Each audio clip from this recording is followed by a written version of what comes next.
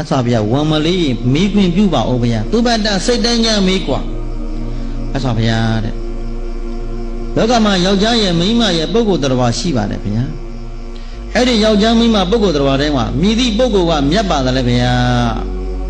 မေးပြန်တယ်ယောက်ျားကမြတ်သလားမိန်းမကမြတ်သလားပုဂ္ဂိုလ်တော်ဘာဘသူကမြတ်ပါတယ်လေတဲ့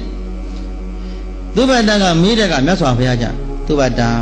ယောက်ျားကလည်းမမြတ်ဘူးမိန်းမကလည်းမမြတ်ဘူးပုဂ္ဂိုလ်တော်ဘာလည်းမမြတ်ဘူးယောက်ျားမိန်းမလို့ခေါ်ဆိုအပ်သောပုဂ္ဂိုလ်တို့တဏ္ဍာထဲမှာယုံကြည်ရရှိတဲ့တရားတရားကမြတ်တယ်ကွာဟောဘိန်းတို့တရားဓမ္မတွေဘယ်သူကမြတ်တယ်ဘုရားဘောမှာယုံကြည်တတ်တဲ့တရားတရားရဲ့တရားဘောမှာယုံကြည်လေးစားတတ်တဲ့တရားတရားရဲ့သံဃာဂုံကြီးကိုယုံကြည်တတ်လေးစားတဲ့တရားတရားရဲ့ကံနဲ့အကျိုးပေးကိုယုံကြည်လေးစားတဲ့တရားတရားရဲ့အဲ့ဒီတရားတရားကသာမြတ်ပါပြီယောက်ျားကလည်းမိန်းမကလည်းပုဂ္ဂိုလ်တရားဘာကလည်းဒီရတာရှိလိုက်တာတချို့အထင်တာပေါ့ယောက်ျားကမြတ်တဲ့မိန်းမကမြတ်တဲ့လက်မထောင်ပြီးတော့မနေတတ်ဘူးလား